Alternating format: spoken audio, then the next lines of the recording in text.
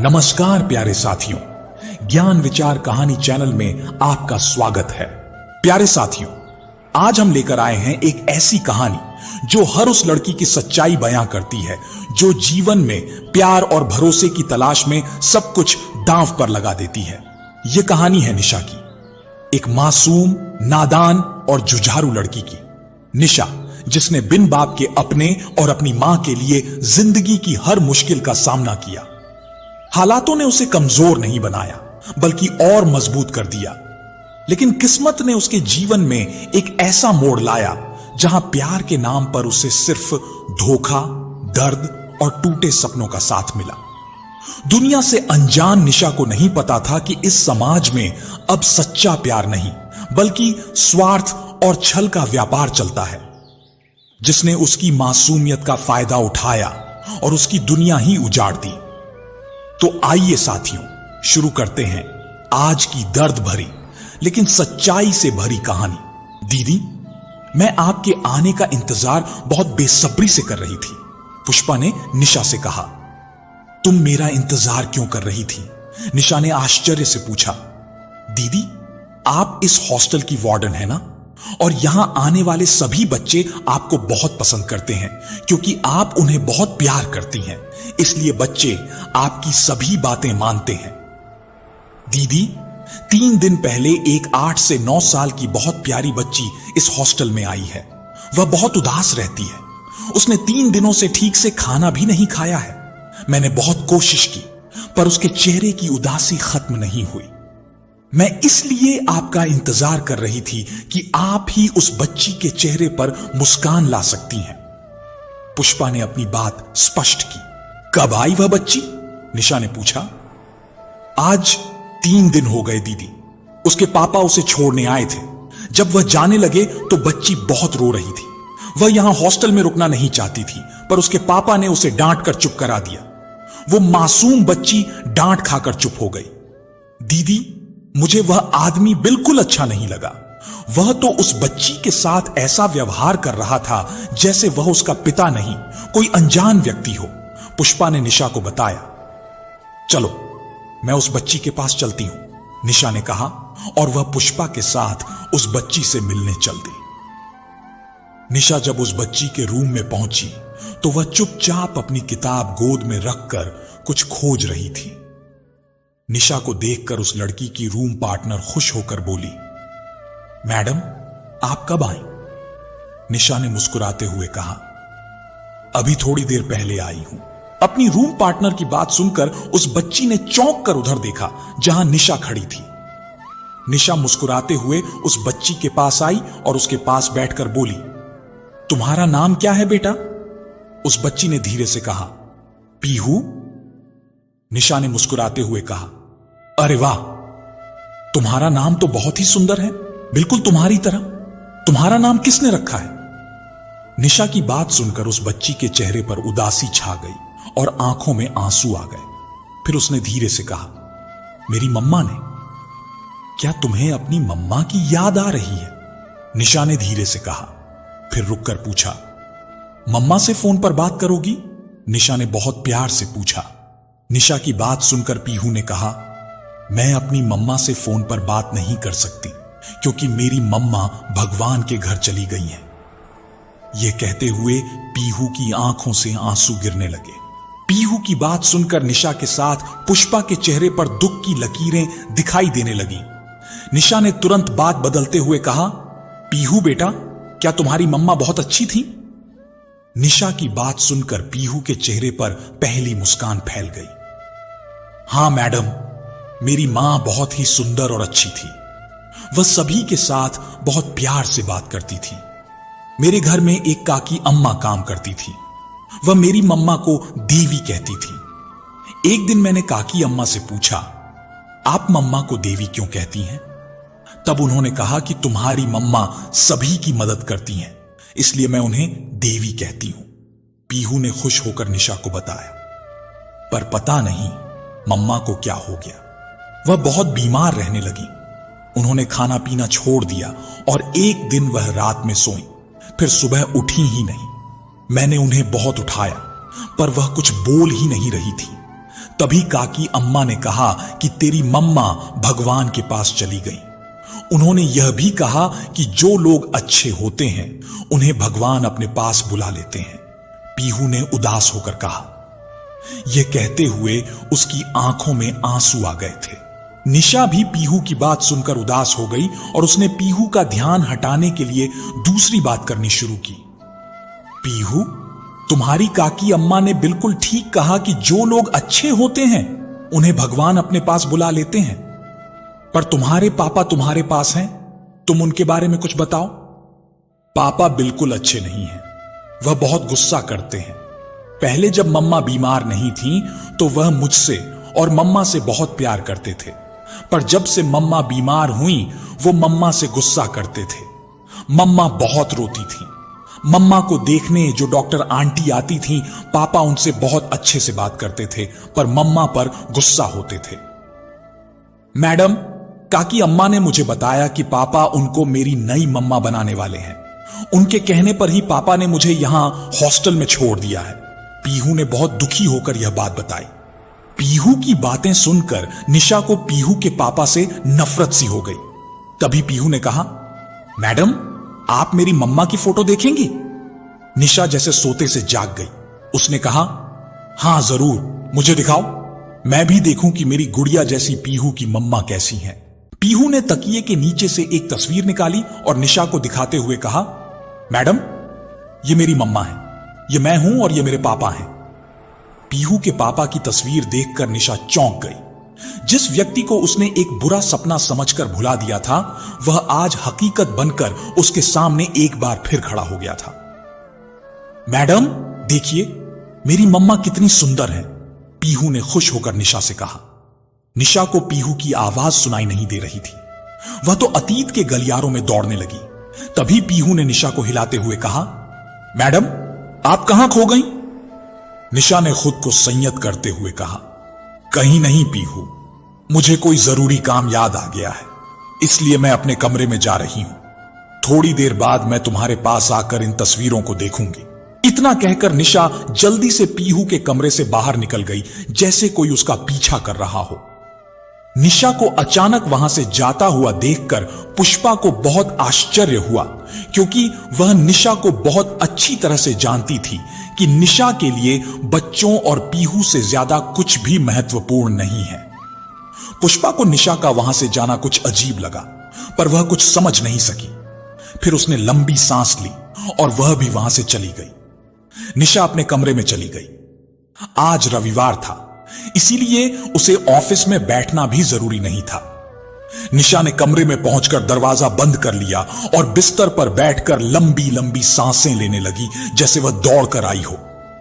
सचिन, सचिन, ये नाम निशा के दिमाग में गूंजने लगा। हां, यही व्यक्ति तो था जो कभी उससे प्यार का दावा करता था, जिसे आज उसने तस्वीर में देखा है। निशा आज से 10 साल पहले के अतीत में चली गई। निशा जैसे ही कॉलेज पहुंची, उसकी सहेली माही उसके पास आकर बोली, आज देर क्यों हो गई आने में? क्या करूं, ऑटो रिक्शा नहीं मिल रहा था। निशा ने लंबी सांस लेकर कहा, मुझे आने में देर हुई, पर तुमने क्लास क्यों नहीं अटेंड की? निशा ने मुस्कुराते हुए पूछा। क्या करूं निशा मैडम, आपके बिना कुछ अच्छा ही नहीं लगता, इसीलिए मैं तुम्हारा इंतजार कर रही थी, माही ने छेड़ते हुए कहा। फिर दोनों खिलखिलाकर हंस पड़ी। तभी माही ने कोहनी मारते हुए निशा से कहा, तेरा आशिक इधर ही आ रहा है। निशा ने देखा सचिन उसके पास आ रहा था। सचिन को देखकर माही ने कहा, मुझे लाइब्रेरी में कुछ काम है, मैं चलती हूं। माही ने हंसते हुए कहा और वहां से चली गई। निशा, मैं तुम्हारा इंतजार कर रहा था, मुझे तुमसे जरूरी बात करनी है, सचिन ने गंभीर मुद्रा में कहा। निशा ने देखा कि सचिन के चेहरे पर आज मुस्कान की जगह उदासी छाई हुई है। क्या बात है सचिन, तुम इतने परेशान क्यों लग रहे हो? निशा ने सचिन को देखकर पूछा। चलो कहीं बाहर चलते हैं, वहीं बैठकर तुम्हें बताऊंगा, सचिन ने गंभीर लहजे में जवाब दिया। थोड़ी देर बाद वे दोनों शिव मंदिर के कैंपस में बैठे हुए थे।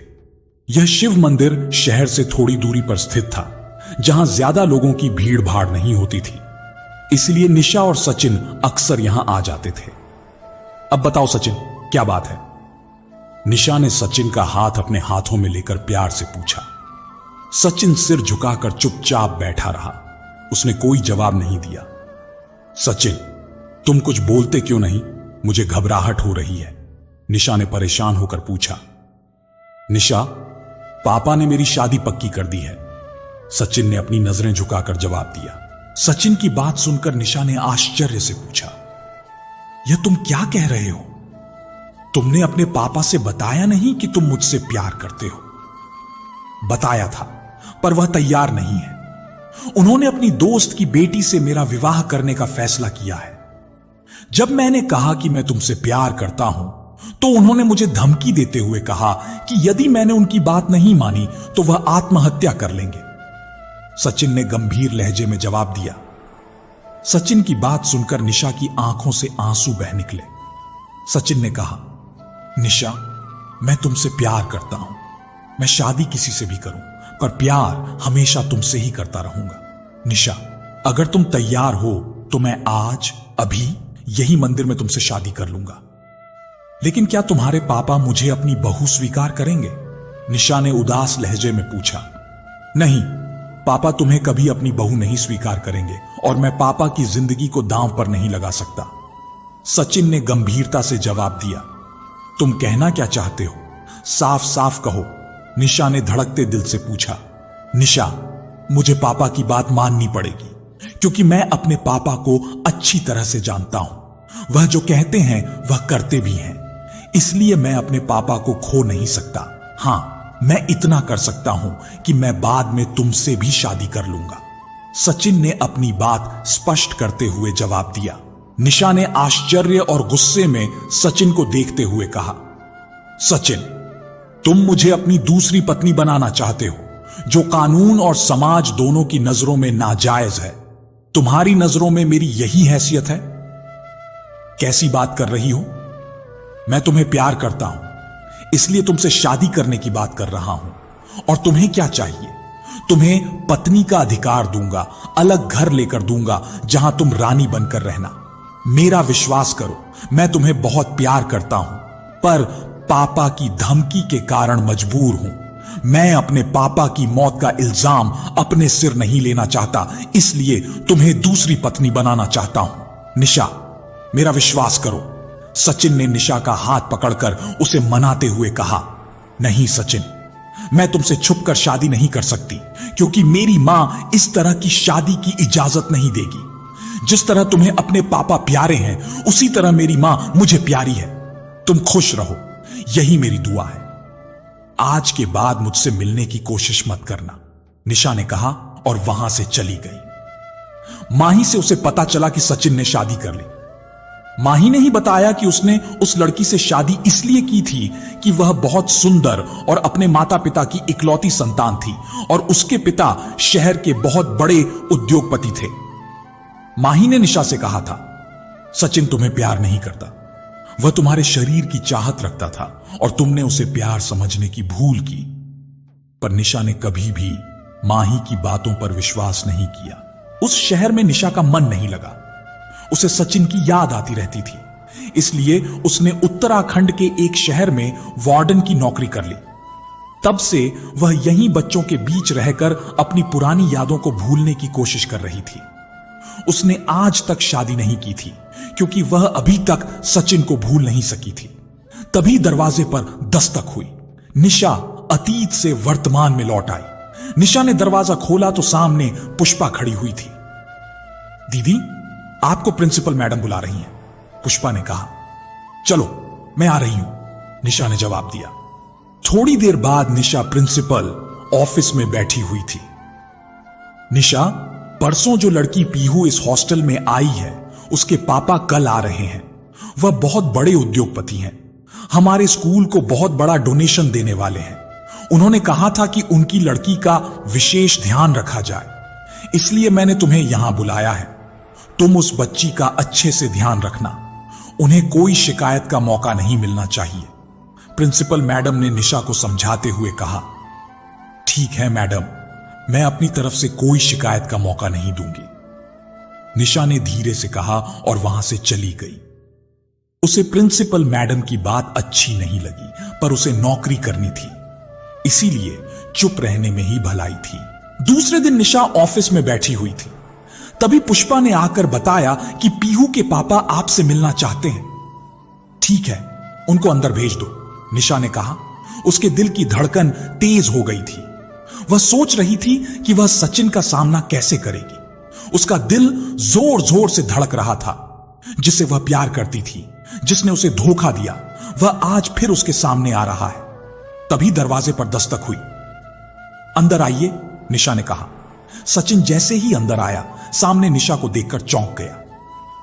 निशा, तुम यहां की वार्डन हो? उसने आश्चर्य से पूछा। हां, क्यों? मैं यहां नहीं हो सकती क्या? मिस्टर सचिन? निशा ने उल्टा सवाल कर दिया। निशा की बात सुनकर सचिन सक पका गया। नहीं, मेरे कहने का तात्पर्य यह नहीं था। तुम यहां की वार्डन हो, मैं यह नहीं जानता था, सचिन ने अपनापन दिखाते हुए कहा। आप मुझसे क्यों मिलना चाहते थे मिस्टर सचिन? निशा ने रुखाई से पूछा। मैं चाहता हूं कि मेरी बेटी का विशेष ध्यान रखा जाए। उसके लिए मैं अतिरिक्त फीस देने को तैयार हूं, सचिन ने गर्व से जवाब दिया। तब तो आपको उसे अपने साथ घर में रखना चाहिए, निशा ने व्यंग्य से मुस्कुराते हुए कहा। सचिन निशा की बात सुनकर सक पका गया, फिर स्वयं को संभालते हुए बोला, मैं शादी करने जा रहा हूं। पीहू ने अभी अभी अपनी मां को खोया है। वह प्रिया को अपनी मां का स्थान नहीं दे पाएगी, इसलिए मैं यह चाहता हूं कि वह प्रिया से दूर रहे। जब वह समझदार हो जाएगी तो खुद ही समझ जाएगी कि मैंने उसे यहां हॉस्टल में क्यों रखा था, सचिन ने बेशर्मी से जवाब दिया। मिस्टर सचिन, आप कैसे बाप और पति हैं जो अपनी बेटी की भावनाओं को आहत कर रहे हैं और अपनी पत्नी के प्यार का अपमान भी। अभी 2 महीने पहले पीहू ने अपनी मां को और आपने अपनी पत्नी को खोया है। उसे कुछ समय तो देते कि वह अपनी मां को भूल सके, उसके बाद शादी करते, निशा ने नफरत से कहा। मैडम निशा जी, पीहू ने जरूर अभी 2 महीने पहले अपनी मां को खोया है, पर मैंने अपनी पत्नी को 5 साल पहले ही खो दिया था, क्योंकि वह पत्नी के फर्ज निभाने लायक नहीं थी। हर समय बीमार रहती थी। मुझे भी पत्नी का सुख चाहिए, इसलिए मैं और ज्यादा इंतजार नहीं कर सकता, सचिन ने बेशर्मी से मुस्कुराते हुए जवाब दिया। सचिन की बात सुनकर निशा के दिमाग ने काम करना बंद कर दिया। वह सोचने पर मजबूर हो गई। उसके सामने जो शख्स बैठा है, क्या वह वही व्यक्ति है जो उसे प्यार करने का दावा करता था? उसके सामने बैठा व्यक्ति वासना का पुजारी है। यह तो किसी से प्यार कर ही नहीं सकता, यह तो औरतों के शरीर से प्यार करता है। चलो, अच्छा हुआ कि आज इस व्यक्ति के चेहरे का मुखौटा उतर गया, नहीं तो मैं जीवन भर इस मुखौटे के पीछे का घिनौना चेहरा पहचान न पाती, निशा ने सोचा। निशा सचिन की बात सुनकर उसे घृणा से देखते हुए बोली, मिस्टर सचिन, आप यहां से जा सकते हैं। आज के बाद आपको जो भी बात करनी हो वो प्रिंसिपल मैडम से कीजिएगा, मुझसे नहीं। आज मैं बहुत खुश हूं कि मेरा निर्णय बिल्कुल सही था। मैंने तुम्हें पहचानने में कोई भूल नहीं की थी। निशा की नफरत भरी निगाहों को देखकर सचिन वहां बैठा नहीं रह सका। वह ऑफिस से बाहर निकल गया। सचिन के जाते ही निशा ने लंबी सांस ली। जब तक सचिन उसके सामने बैठा था, उसका दम घुट रहा था। उसकी बेशर्मी और ढिठाई देखकर निशा अवाक रह गई थी। उसे अपने आप पर गुस्सा आ रहा था कि वह कितने घृणित इंसान को अब तक अपने मन मंदिर में बिठाए हुए थी। जिस आदमी की परछाई से भी आज उसे घिन महसूस हो रही थी, वह आज तक उस आदमी को पिता के प्यार के कारण मजबूर समझ रही थी और उसे प्यार का देवता मानकर उसकी पूजा करती रही। जो आदमी किसी की नफरत के काबिल भी ना हो, उसे कोई प्यार कैसे कर सकता है? क्या मैं इतनी बेवकूफ थी कि मैं लोहे को हीरा समझकर अब तक संभाल कर रखे हुए थी? निशा को स्वयं पर गुस्सा आ रहा था। निशा के मन में तूफान उठ रहा था। वह सोच सोच कर घुट रही थी कि जब मैं सचिन के इस व्यवहार को देखकर इतनी परेशान हो गई, तो वह नन्ही सी बच्ची कैसे अपनी मां के स्थान पर किसी और औरत को बर्दाश्त कर पाएगी। सचिन अपने स्वार्थ और वासना में इतना अंधा हो गया है कि उसे अपनी बेटी की खुशियों की भी कोई परवाह नहीं रही। अभी तो पीहू छोटी है, ज्यादा कुछ नहीं समझ रही है, पर कल को वह बड़ी होगी तो क्या सोचेगी? उसके मन में अपने पिता के लिए कितनी नफरत की भावनाएं जन्म लेंगी। पर सचिन जैसे व्यक्ति के लिए रिश्तों की कोई अहमियत नहीं है। वह तो सिर्फ अपने सुख के बारे में सोचता है। ऐसे वासना के पुजारी से उम्मीद भी क्या की जा सकती है? निशा ने यही सोचते हुए एक थकान भरी लंबी सांस ली। तभी पुष्पा ऑफिस में आई और आते ही रहस्यमयी आवाज में बोली, दीदी, आपको पता है अभी प्रिंसिपल ऑफिस में क्या हुआ? अरे पुष्पा, जब मैं यहां अपने ऑफिस में बैठी हूं तो मुझे प्रिंसिपल ऑफिस की बात कैसे पता चलेगी? मैं कोई अंतर्यामी तो हूं नहीं। अब तू ही बता दे वहां क्या हुआ है, वरना तेरे पेट में दर्द होने लगेगा। निशा ने मुस्कुराते हुए कहा, दीदी, वो जो अमीर आदमी आया हुआ है ना। फिर कुछ सोचकर कहा, अरे दीदी, वही पीहू बिटिया का बाप। वो प्रिंसिपल सर से कह रहा था कि अब मैं यहां नहीं आऊंगा।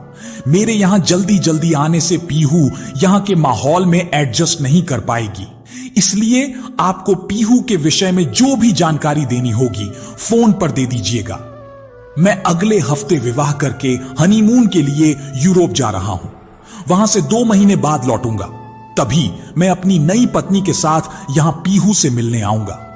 दीदी, क्या कोई बाप इतना निष्ठुर हो सकता है कि वह अपनी 8 साल की बच्ची को हॉस्टल में छोड़कर विदेश हनीमून मनाने जाए? पुष्पा ने मुंह बनाते हुए गुस्से में पूछा। इन अमीर लोगों के दिलों में रिश्तों की कोई अहमियत नहीं होती।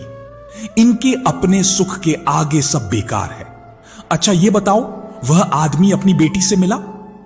निशा ने सचिन के विषय में पूछा। नहीं दीदी, वो प्रिंसिपल साहब से मिलकर चला गया। अपनी बेटी से मिलने नहीं गया और बेटी को पता ही नहीं चला कि उसके पापा चले गए हैं। जब मैंने पीहू बिटिया से कहा, तुम्हारे पापा चले गए, तो उसने आश्चर्य से मेरी ओर देखा। यह सुनकर उसकी आंखों में आंसू आ गए। फिर उसने धीरे से कहा, पापा बहुत बिजी रहते हैं, डॉक्टर आंटी का फोन आ गया होगा इसलिए वह चले गए। दीदी, इतना कहकर वह चुप हो गई।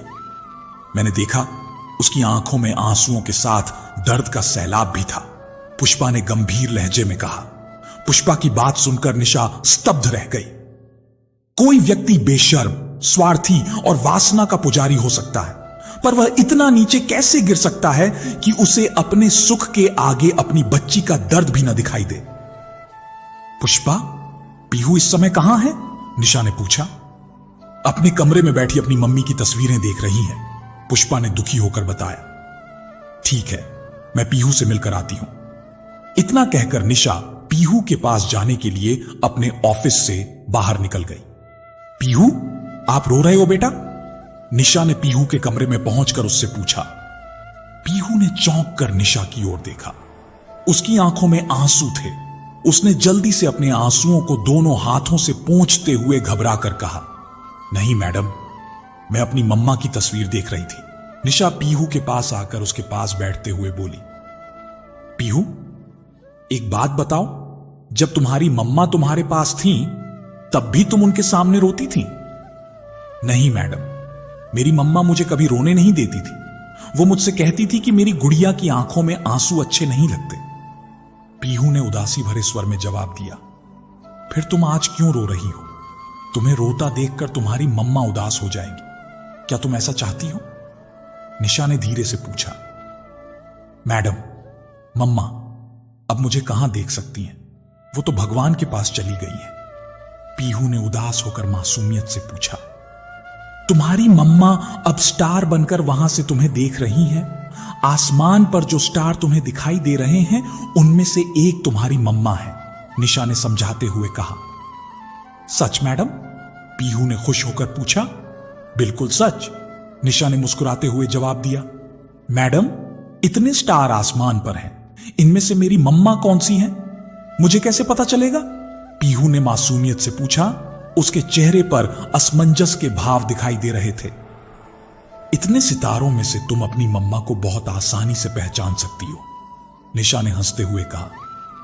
कैसे मैडम? मुझे तो सभी एक जैसे लगते हैं, पीहू ने आश्चर्य से पूछा। यह तो बहुत आसान है। तुम सितारों को देखो, जो सितारा तुम्हें सबसे अच्छा लगे वही तुम्हारी मम्मा है। निशा ने पीहू को समझाते हुए कहा। अच्छा, तो फिर मैं आज रात को आसमान के सितारों में से अपनी मम्मा को ढूंढूंगी, पीहू ने खुश होकर ताली बजाते हुए कहा। तो फिर चलो, पहले अपने आंसू पोंछो, फिर खाना खाओ, तभी तुम रात में अपनी मम्मी को खोज पाओगी। अगर तुमने खाना नहीं खाया तो तुम्हें तुम्हारी मम्मा दिखाई नहीं देगी, निशा ने रहस्यमय स्वर में कहा। अच्छा, क्या ऐसा होता है? पीहू ने घबराकर जल्दी से पूछा। बिल्कुल ऐसा ही होता है, तुम्हारी निशा मैडम सच कह रही हैं। तभी दरवाजे के पास से आवाज सुनाई दी। निशा और पीहू ने चौंक कर पीछे मुड़कर देखा तो वहां स्कूल के वाइस चेयरमैन खड़े मुस्कुरा रहे थे। उन्हें देखकर निशा हड़बड़ाकर खड़ी हो गई और जल्दी से बोली, निखिल सर, आप यहां? कोई काम था तो मुझे बुला लिया होता, आपने यहां आने का कष्ट क्यों किया? निशा निखिल को अपने सामने देखकर घबरा गई। वह जल्दी निखिल के सामने पड़ती नहीं थी, क्योंकि निशा ने निखिल की आंखों में अपने लिए प्यार को पढ़ लिया था। पर निशा निखिल के सामने अनजान बनने का नाटक करती थी। आज फिर निखिल को अपने इतने करीब देखकर वह घबराकर अपनी नजरें चुराने लगी। निशा यह नहीं चाहती थी कि निखिल यह जान सके कि मैं जान गई हूं कि वह मुझे पसंद करने लगा है। अगर मैं यहां नहीं आता तो मुझे पता कैसे चलता कि निशा मैडम से बच्चे इतना प्यार क्यों करते हैं? वैसे आप मुझे देखकर घबरा क्यों रही हैं? निखिल ने रहस्यमय मुस्कुराहट के साथ पूछा।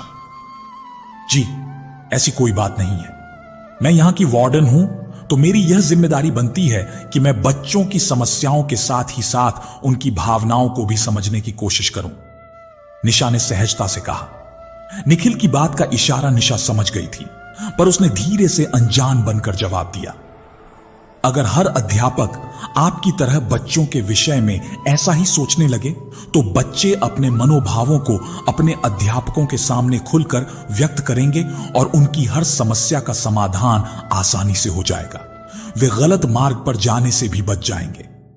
निखिल जी ने निशा की आंखों में देखते हुए मुस्कुराकर कहा, सर, अध्यापकों का तो कर्तव्य ही होता है कि वह अपने विद्यार्थियों का उचित मार्गदर्शन करें, निशा ने मुस्कुराते हुए जवाब दिया। हर अध्यापक ऐसा नहीं करता, यहां भी ऐसे अध्यापक हैं, यह आप भी जानती हैं। यह कहते हुए निखिल के चेहरे पर गंभीरता छा गई। सर, आपको शायद मुझसे कुछ कहना था, निशा ने बात बदलते हुए कहा। अरे हां, मैं तो जिस काम के लिए आपके पास आया था वह कहना ही भूल गया। कल सुबह एक मीटिंग रखी गई है जिसमें आपका रहना बहुत जरूरी है। जब मुझे पता चला कि आप एक सप्ताह की छुट्टी लेकर अपनी माताजी से मिलने गई हैं, तो मैं परेशान हो गया कि आपको कैसे बुलाया जाए। जब मैंने पुष्पा से इस विषय पर बात की तो उसने बताया कि आप आ चुकी हैं और एक उदास बच्ची से मिलने उसके कमरे में गई हैं, तो मैंने आपको अपने ऑफिस में बुलाना ठीक नहीं समझा। मैं उस प्यारी बच्ची और आपसे मिलने यहीं आ गया। निखिल जी ने निशा को गहरी नजरों से देखते हुए हंसकर कहा। सर, मीटिंग में मेरा रहना क्यों जरूरी है, क्या मैं आपसे पूछ सकती हूं? निशा ने निखिल की ओर देखकर पूछा। आप पूछ सकती हैं, पर मैं बता नहीं सकता। यह तो मीटिंग में ही पता चलेगा। आपका वहां रहना क्यों जरूरी है, यह तो चेयरमैन साहब कल ही आपको बताएंगे। निखिल जी ने रहस्यमयी मुस्कान के साथ जवाब दिया और वहां से चले गए। निशा निखिल को जाते हुए देखती रही। उसके चेहरे पर असमंजस के भाव दिखाई दे रहे थे। मैडम, आप रात में मेरे साथ रहेंगी जब मैं अपनी मम्मा को आसमान में ढूंढूंगी? पीहू की मासूम आवाज सुनकर निशा चौंक कर अपनी सोच से बाहर निकल गई। हां, मैं रात को तुम्हारे पास आऊंगी, तब हम दोनों मिलकर तुम्हारी मम्मा को आकाश में ढूंढेंगे। अच्छा, अब तुम आराम करो, कल से तुम्हें स्कूल भी जाना होगा। अब मैं चलती हूं, शाम को आऊंगी, निशा ने मुस्कुराते हुए कहा और कमरे से बाहर चली गई। निशा अपने ऑफिस में बैठी अभी भी निखिल के चेहरे की रहस्यमय मुस्कान के बारे में सोच रही थी। कल की मीटिंग में क्या बात होगी जो उसका वहां रहना जरूरी है, यह सोचकर निशा परेशान थी। निशा रात भर बेचैन रही। उसके मन में बार बार यही ख्याल आ रहा था कि निखिल जी ने उसे मीटिंग में रहने के लिए विशेष रूप से क्यों कहा है। यही सोच विचार करते हुए निशा कब नींद की आगोश में समा गई, उसे पता ही नहीं चला। सुबह उसकी आंख देर से खुली। जब उसकी नजर घड़ी पर पड़ी तो वह हड़बड़ाकर उठ बैठी, क्योंकि घड़ी की सुई 7 बजा रही थी। हे भगवान, मैं इतनी देर तक सोती रही। मुझे मीटिंग में भी पहुंचना है। चेयरमैन साहब समय के बहुत पाबंद हैं। अगर मैं आज देर से मीटिंग में पहुंची तो मेरी बनी बनाई प्रतिष्ठा धूमिल पड़ जाएगी। निशा मन ही मन यह सोचने लगी। यही सोचते हुए वह जल्दी से बिस्तर से उठकर बाथरूम में चली गई। थोड़ी देर बाद निशा तैयार होकर कमरे से बाहर निकली। इस समय 8 बजे थे। उसके पास नाश्ता करने का समय नहीं था। उसने सोचा, मीटिंग के बाद कैंटीन में जाकर कुछ खा लूंगी। वैसे आमतौर पर निशा अपना नाश्ता खुद बनाती थी। उसके रूम में एक छोटा सा किचन भी था। लंच और डिनर वह हॉस्टल कैंटीन में बच्चों के साथ ही करती थी। अभी मीटिंग शुरू होने में आधा घंटा था, इसलिए निशा अपने ऑफिस की ओर चल पड़ी। तभी पीछे से पुष्पा की आवाज सुनाई दी। दीदी, आपको बड़े साहब अपने ऑफिस में बुला रहे हैं। निशा ने पीछे मुड़कर देखा तो वहां पुष्पा खड़ी हुई थी। पुष्पा, क्या चेयरमैन साहब आ गए हैं? निशा ने आश्चर्य से पूछा। हां दीदी, वह अपने ऑफिस में बैठे हुए हैं, पुष्पा ने बताया। मीटिंग तो 8:30 थी। चेयरमैन साहब आज इतनी जल्दी आ गए क्या? और सभी मेंबर्स भी वहां हैं? निशा ने घबराकर पूछा। नहीं दीदी, अभी कोई नहीं आया है। आप परेशान ना हो, सिर्फ बड़े साहब और छोटे साहब ही ऑफिस में हैं। उन्होंने आपको बुलाने के लिए कहा है, पुष्पा ने मुस्कुराते हुए कहा। पुष्पा की बात सुनकर निशा ने चैन की सांस ली और चेयरमैन साहब के ऑफिस की ओर चल पड़ी। वहां पहुंचकर उसने बहुत सम्मानित स्वर में पूछा, मैं आ सकती हूं सर? कम इन, अंदर से गंभीर आवाज सुनाई दी। निशा ऑफिस के अंदर दाखिल हुई और उसने चेयरमैन साहब और निखिल का अभिवादन किया। बैठिए मिस निशा, चेयरमैन साहब ने मुस्कुराते हुए कहा। धन्यवाद सर, कहते हुए निशा कुर्सी पर बैठ गई। आपने मुझे बुलाया सर? निशा ने धीरे से पूछा। हां मिस निशा, मैं आपसे कुछ कहना चाहता हूं। मुझे विश्वास है कि आप मेरी बात पर गौर फरमाएंगी, चेयरमैन साहब ने गंभीर लहजे में कहा। चेयरमैन साहब की बात सुनकर निशा का दिल जोरों से धड़कने लगा। वह मन ही मन घबरा गई। कहीं उससे कोई गलती तो नहीं हो गई जिसके कारण चेयरमैन साहब ने उसे यहां वार्निंग देने के लिए बुलाया है। तभी कल निखिल सर कह रहे थे कि उसका मीटिंग में रहना जरूरी है। चेयरमैन साहब की बात सुनकर निशा के चेहरे की मुस्कान गायब हो गई। उसकी आंखों में आंसू आ गए। उसने डरते हुए पूछा, सर, अगर मुझसे कोई गलती हो गई हो या किसी ने मेरे खिलाफ कोई शिकायत की हो तो मुझे माफ कर दीजिए। मुझे नौकरी से ना निकालिएगा। मैं आगे से आपको शिकायत का मौका नहीं दूंगी। इतना कहते कहते निशा की आवाज भर्रा गई और उसकी आंखों से आंसू का सैलाब उमड़ पड़ा। निशा को रोते हुए देखकर चेयरमैन साहब ने जल्दी से कहा, अरे निशा, तुम रो क्यों रही हो? मैं तुम्हें नौकरी से निकाल नहीं रहा हूं, बल्कि तुम्हारे कंधों पर और ज्यादा जिम्मेदारियों का बोझ डाल रहा हूं, इसलिए मीटिंग रखी गई है। चेयरमैन साहब की बात सुनकर निशा ने चौंक कर उनकी तरफ देखा। उसके चेहरे पर अविश्वास के भाव दिखाई दे रहे थे। इस तरह क्यों देख रही हो? शायद तुम्हें मेरी बात पर विश्वास नहीं हो रहा है, पर यह सच है। आज की मीटिंग में तुम्हें तुम्हारा अपॉइंटमेंट लेटर दे दिया जाएगा। मिस निशा, अब तुम स्कूल की वार्डन नहीं, वाइस प्रिंसिपल होगी। चेयरमैन साहब ने मुस्कुराते हुए कहा, मैं इतनी बड़ी जिम्मेदारी नहीं संभाल पाऊंगी। मुझे वार्डन ही रहने दीजिए सर। निशा ने घबराकर डरते हुए कहा, तुम क्या कर सकती हो यह तुम खुद नहीं जानती, पर हम अच्छी तरह से जानते हैं।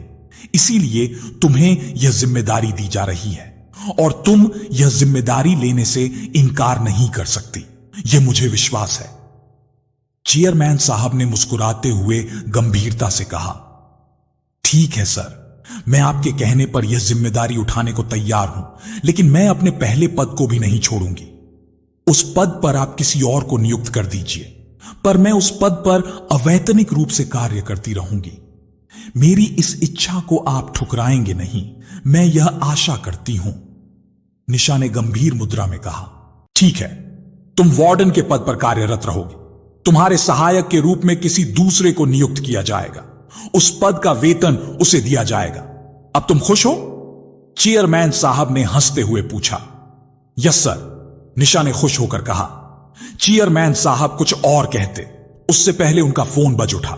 उन्होंने फोन उठाया। हेलो, क्या? कब हुआ? अचानक कैसे? ठीक है, मैं निखिल के साथ वहां आ रहा हूं, तुम हौसला रखो, चेयरमैन साहब ने दुखी स्वर में कहा और फोन काट दिया। उनके चेहरे पर दुख और उदासी साफ दिखाई दे रही थी। क्या हुआ पापा? किसका फोन था? निखिल ने घबरा कर पूछा। प्रिया का। तुम्हारी चाची अब इस दुनिया में नहीं रही, चेयरमैन साहब ने दुखी होकर लंबी सांस लेकर कहा। क्या? वह तो बिल्कुल ठीक थी, अचानक यह सब कैसे हो गया? निखिल ने आश्चर्यचकित होकर पूछा। प्रिया की किस्मत ही ऐसी है। पहली बार जब उसकी बारात आई तो तुम्हारे चाचा की मौत हो गई। लड़के वालों ने प्रिया को मनहूस कहकर ठुकरा दिया। अब दूसरी बार जब 10 दिन बाद उसकी शादी होने वाली थी तो तुम्हारी चाची की मौत हो गई। अब 1 साल शादी नहीं हो सकती, उसके बाद का पता नहीं। चेयरमैन साहब ने दुखी होकर कहा। निखिल, आज की मीटिंग कैंसिल कर दो, हमें तुरंत इंदौर के लिए निकलना है। प्रिया वहां हमारा इंतजार कर रही है। चेयरमैन साहब ने गंभीर लहजे में कहा। पापा, यह तो बहुत बुरा हुआ। अब क्या सचिन प्रिया से शादी करेगा? निखिल ने कहा। देखो क्या होता है, जो ईश्वर चाहेगा वही होगा। हम सब उसके हाथों की कठपुतलियां हैं, चेयरमैन साहब ने दुखी होकर कहा और वह निखिल के साथ ऑफिस से बाहर निकल गए। सचिन, इंदौर और डॉक्टर प्रिया, यह नाम निशा के कानों में गूंजने लगे। तो क्या सचिन निखिल की बहन से शादी करने वाला है? नहीं नहीं, इससे आगे वह कुछ सोच ही नहीं सकी। चेयरमैन साहब और निखिल के जाने के बाद भी निशा बुत बनी कुर्सी पर बैठी रही। उसे यह भी होश नहीं रहा कि चेयरमैन साहब अपने ऑफिस से बाहर जा चुके हैं। निशा के कानों में अभी भी सचिन, डॉक्टर प्रिया की गूंज सुनाई दे रही थी। वह पता नहीं कितनी देर वहीं ऑफिस में बैठी रही, उसे कोई होश नहीं था। पुष्पा की आवाज ने उसकी तंद्रा भंग कर दी। दीदी, आप अभी भी यहीं बैठी हुई हैं, यहां से चलिए, आज स्कूल का कोई काम नहीं होगा, क्योंकि बड़े साहब ने एक दिन का शोक घोषित कर दिया है। उनके भाई की पत्नी की मौत हो गई है। वे लोग इंदौर के लिए निकल गए हैं। मुझे लगता है कि आपको इसकी सूचना मिल गई है, इसलिए आप दुखी हो रही हैं, पर ईश्वर के आगे किसी की चलती है। जो होना था वह तो हो गया, अब आप भी यहां से चलिए, पुष्पा ने उदासी भरे स्वर में कहा। निशा ने कुछ नहीं कहा। उसके मन में विचारों की आंधी चल रही थी। वह चुपचाप ऑफिस से बाहर निकल गई। पुष्पा आश्चर्यचकित होकर निशा को जाते हुए देखती रही। उसे निशा का व्यवहार कुछ समझ नहीं आया। फिर मन ही मन सोचने लगी, हो सकता है निशा दीदी को अपनी मां की याद आ गई हो। अभी कुछ दिन पहले उसकी मां की भी तो ऐसे ही अचानक मौत हो गई थी। यह विचार आते ही पुष्पा ने लंबी सांस ली और वह भी ऑफिस से बाहर निकल आई। उधर निशा अब भी अपने कमरे तक पहुंची नहीं थी। तभी पीहू की रूम पार्टनर दौड़ती हुई उसके पास आई और निशा से कहने लगी, मैडम मैडम, पीहू बहुत रो रही है, आप जल्दी चलिए। क्या हुआ उसे? वह क्यों रो रही है? निशा ने घबरा कर पूछा। मैडम, मुझे ज्यादा तो कुछ नहीं पता है, शायद उसके पापा प्रिंसिपल सर से मिलने आए थे। यहां आकर भी वह बिना पीहू से मिले ही चले गए थे। जब से पुष्पा दीदी ने पीहू को यह बताया था, वह तभी से उदास रहती थी, पर आज वह रो रही है। इसके अलावा मैं कुछ नहीं जानती, पीहू की रूम पार्टनर ने उदास लहजे में जवाब दिया। चलो मैं देखती हूं पीहू क्यों रो रही है, निशा ने कहा और पीहू के कमरे की तरफ चल पड़ी। जब निशा पीहू के कमरे में पहुंची तो पीहू अपनी मम्मा की तस्वीर से बातें करते हुए रो रही थी। मम्मा, आप मुझे छोड़कर क्यों चली गई? मुझे आपकी बहुत याद आती है। आप तो स्टार बन गई हैं। मेरी मम्मा ने मुझे बताया है, मैं आपको रोज देखती हूं। क्या आप भी अपनी पीहू को देखती हैं? मम्मा, क्या आपको पता है, पापा मेरे हॉस्टल आए थे, पर मुझसे बिना मिले ही चले गए। मुझे बहुत बुरा लगा। वह भी प्रिया आंटी से शादी करने वाले हैं। प्रिया आंटी? अब मेरी नई मम्मा बन जाएगी, पर मैं उन्हें मम्मा नहीं कहूंगी। मम्मा, मुझे आपको एक बात बतानी है। आपकी सभी साड़ियां और गहने पापा प्रिया आंटी को दे देंगे। पापा? प्रिया आंटी से कह रहे थे। मम्मा, मैं आपकी साड़ियां उन्हें नहीं दूंगी। पर वह तो आपकी हैं। मैंने पापा से कहा तो पापा ने मुझे डांटते हुए कहा, यह अब प्रिया का है। जब तुम बड़ी हो जाओगी तब तुम्हारे लिए दूसरी साड़ियां आएंगी। पर मम्मा, वह साड़ी आपकी तो नहीं होगी ना? आप लौट आओ, आप लौट आओ। इतना कहकर पीहू फूट फूट कर रोने लगी। पीहू को रोता देखकर निशा का दिल दर्द से तड़प उठा। उसे सचिन से और भी नफरत होने लगी। निशा दौड़कर पीहू के पास पहुंची और उसे अपने सीने से लगाकर चुप कराने लगी। पीहू निशा को देखकर उससे लिपट कर फूट फूट कर रोने लगी। निशा ने उसे रोने दिया जिससे उसका मन हल्का हो जाए। थोड़ी देर बाद पीहू चुप हुई। निशा ने उसके आंसू पोंछे और झूठी नाराजगी जताते हुए कहा, मैंने तुम्हें समझाया था कि अगर तुम रोओगी तो तुम्हारी मम्मा दुखी होगी और वह भी रोने लगेगी, पर तुमने मेरी बात नहीं मानी। अब मैं तुमसे बात नहीं करूंगी। निशा ने बुरा सा मुंह बनाया। नहीं मैडम, आप मुझसे नाराज ना होइए। अब मैं कभी नहीं रोऊंगी। आप मुझे मेरी मम्मा जैसी लगती हैं, पीहू ने निशा को मनाते हुए कहा। अच्छा चलो, मैंने तुम्हें माफ किया, पर तुम मुझे यह बताओ कि मैं तुम्हें तुम्हारी मम्मा जैसी क्यों लगती हूं? निशा ने मुस्कुराते हुए पूछा। आपकी आंखें और आपके लंबे सुनहरे बाल बिल्कुल मेरी मम्मा की तरह ही हैं। मेरी मम्मा के बाल मुझे बहुत अच्छे लगते थे। मैं उन्हें अपने हाथों से छूती थी और मम्मा के बालों में कंघी भी करती थी। जब मम्मा बीमार थीं, आप मेरी मम्मा की तरह साड़ी पहनती थीं, इसलिए मेरी मम्मा जैसी लगती हैं। पीहू ने निशा की ओर देखते हुए कहा। अच्छा, तुम्हारी मम्मा के बाल सुनहरे थे जैसे तुम्हारे हैं? निशा ने मुस्कुराते हुए कहा। हां, पर मेरे बाल उतने लंबे नहीं हैं। पीहू ने उदास होकर कहा। अभी तुम छोटी हो, इसलिए तुम्हारे बाल भी छोटे हैं। जब तुम अपनी मम्मा जितनी बड़ी हो जाओगी तो तुम्हारे बाल भी बिल्कुल तुम्हारी मम्मा की तरह लंबे हो जाएंगे। समझी बुद्धू? निशा ने हंसते हुए कहा। पीहू भी निशा की बातें सुनकर हंसने लगी।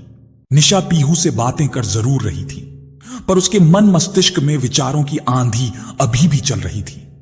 उसने कुछ सोचकर पीहू से पूछा, पीहू, जिस औरत से तुम्हारे पापा शादी करने वाले हैं, क्या वह तुम्हें डांटती थी?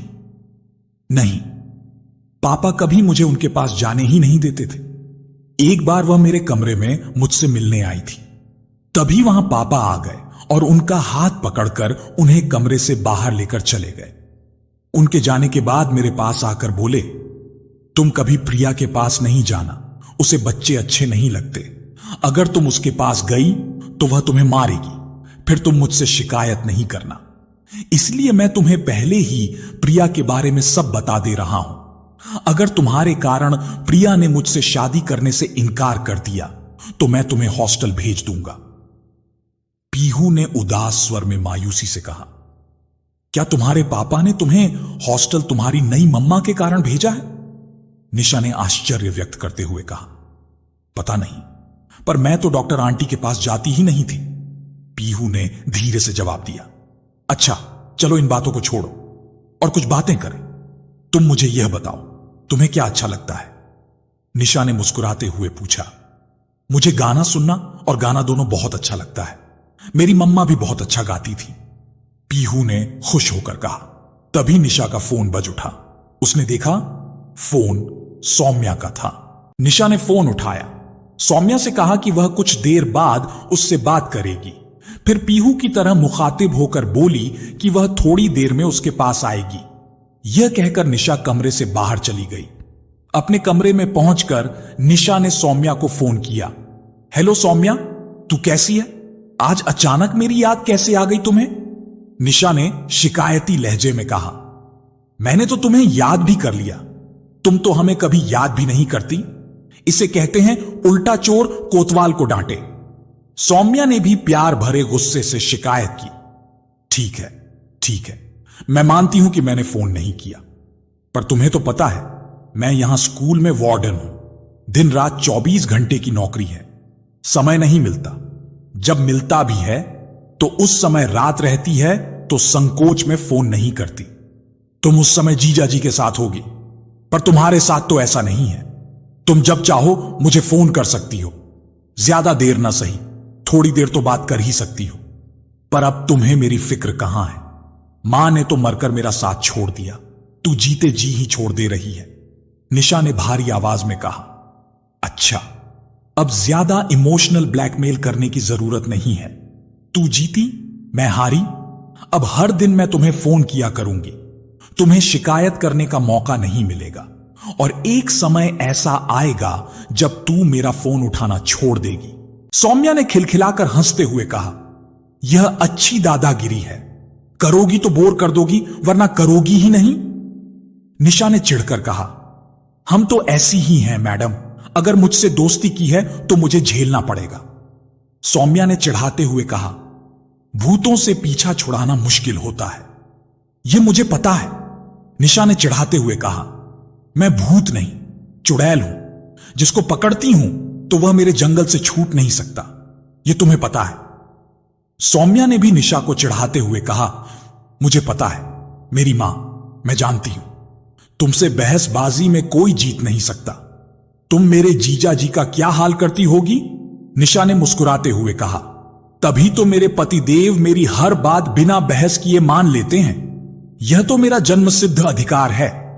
सौम्या ने नहले पर दहला लगाया। झांसी की रानी से कौन पंगा लेगा? किसको अपनी शामत बुलानी है? निशा ने खिलखिलाकर हंसते हुए कहा। निशा की बात सुनकर सौम्या ने गंभीर स्वर में कहा, बालिके, तुम तो बहुत समझदार निकली। बड़ी जल्दी मेरी बात समझ गई। मां ने सुना है कि संगति का असर जल्दी पड़ता है। निशा ने भी गंभीर लहजे में कहा। फिर दोनों सहेलियां खिलखिलाकर हंसने लगी। अच्छा, यह सब छोड़, मैंने तुम्हें जो बताने के लिए फोन किया है, पहले वह सुन। सौम्या ने धीरे से कहा, ऐसी क्या बात है जिसे बताने के लिए तू इतनी उतावली हो रही है? कहीं जीजा जी का किसी और लड़की से चक्कर तो नहीं शुरू हो गया है? निशा ने मजाक लहजे में पूछा। तेरे जीजा जी तो ठहरे पत्नी भगत। मैं तेरे सचिन के बारे में बात करने वाली हूं, जिसे तू मासूम बच्चा समझती थी, सौम्या ने चिढ़कर कहा। सचिन का नाम सुनते ही निशा खामोश हो गई। उसका दिल जैसे किसी ने मुट्ठी में भी लिया हो। वह दर्द से तड़प उठी। सचिन के बारे में? सचिन ने ऐसा क्या किया है? निशा ने डरते हुए धीरे से पूछा। तेरा सचिन तो बड़ा शातिर निकला। वह जो है वह दिखाई नहीं देता। उसने अपने चेहरे पर शराफत का मुखौटा लगा रखा है। तुम्हें पता है, उसने पैसे के लिए तुम्हें धोखा दिया था। जिस लड़की से उसने शादी की थी वह अपने माता पिता की इकलौती संतान थी। सचिन ने उससे शादी की, पर दूसरी औरत से भी उसके नाजायज संबंध थे। जब इस बात का पता उसकी पत्नी को चला तो उसने उसे तलाक देने की धमकी दी। तब सचिन ने मगरमच्छी आंसू बहाकर उसे मना लिया और बाद में उसे स्लो पॉइजन देकर उसकी हत्या कर दी। सौम्या ने सचिन के बारे में धमाका किया। सौम्या की बात सुनकर निशा सिर से लेकर पांव तक कांप गई। उसने हकलाते हुए आश्चर्य से कहा, नहीं, ऐसा नहीं हो सकता। तुम्हें किसने बताया? रश्मि ने। तुम्हें रश्मि तो याद है ना? सौम्या ने गुस्से में कहा। तुम रश्मि की बातों पर कैसे विश्वास कर सकती हो? वह तो एक नंबर की झूठी थी।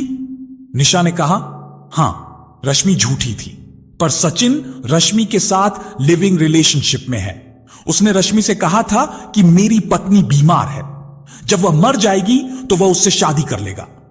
सौम्या ने एक और धमाका किया। तो क्या सचिन की पत्नी मर गई? निशा ने अनजान बनते हुए पूछा। हां, उसकी पत्नी की 2 महीने पहले मौत हो गई है, सौम्या ने बताया। तो क्या सचिन ने रश्मि से शादी की? निशा ने उत्सुकता से पूछा। अरे नहीं, सचिन अब रश्मि से नहीं, किसी डॉक्टर से शादी करने वाला है। वो डॉक्टर भी बहुत अमीर खानदान से है, सौम्या ने बताया। यह सब तुम्हें कैसे पता चला? निशा ने पूछा। रश्मि ने मुझे बताया। कल वह मेरे घर आई थी। वह सचिन के खिलाफ केस करने वाली है।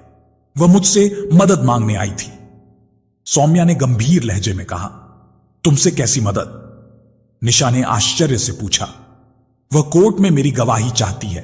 और मैं उस डॉक्टर को सचिन की असलियत बताऊं जिससे वह सचिन से शादी न करे। सौम्या ने बताया। गवाही? कैसी गवाही? निशा ने आश्चर्यचकित होते हुए पूछा। मैं कोर्ट में यह बयान दूं कि सचिन प्लेबॉय था। वह कॉलेज की लड़कियों को बहला फुसलाकर उनकी मजबूरी का फायदा उठाता था। उसने तुम्हें भी धोखा दिया है। सौम्या ने गंभीर लहजे में जवाब दिया। क्या तुम कोर्ट में गवाही देने जाओगी? वहां मेरा नाम भी लोगी? निशा ने अविश्वासपूर्ण स्वर में पूछा। हां, मैं कोर्ट में जाऊंगी, सचिन के खिलाफ गवाही भी दूंगी, पर तेरा नाम नहीं लूंगी। तू घबरा नहीं। लेकिन अब जब मुझे अवसर मिल रहा है तो मैं उस सचिन को सजा दिलवाकर रहूंगी जिसने तेरी जिंदगी बर्बाद कर दी। सौम्या ने कठोर शब्दों में कहा। क्या तुम उस डॉक्टर से मिलने जाओगी? निशा ने धीरे से पूछा। हां, मैं आज शाम को ही उससे मिलने जा रही हूं। सचिन उस डॉक्टर का जीवन बर्बाद करे उससे पहले मैं सचिन की सच्चाई उसे बता दूंगी। सौम्या ने कहा। अगर उस डॉक्टर ने तुम्हारी बात नहीं मानी और तुम्हारा ही अपमान कर दिया तो? निशा ने गंभीर लहजे में शंका जताई। मैं इंसानियत के नाते उसे एक बार समझाने का प्रयास करूंगी। उसकी समझ में बात आती है तो ठीक, वरना भाड़ में जाए मेरी बला से। अगर उसके जीवन में बर्बादी ही लिखी होगी तो कोई कुछ नहीं कर सकता। सौम्या ने गंभीर लहजे में कहा। अच्छा, अब मैं फोन रखती हूं।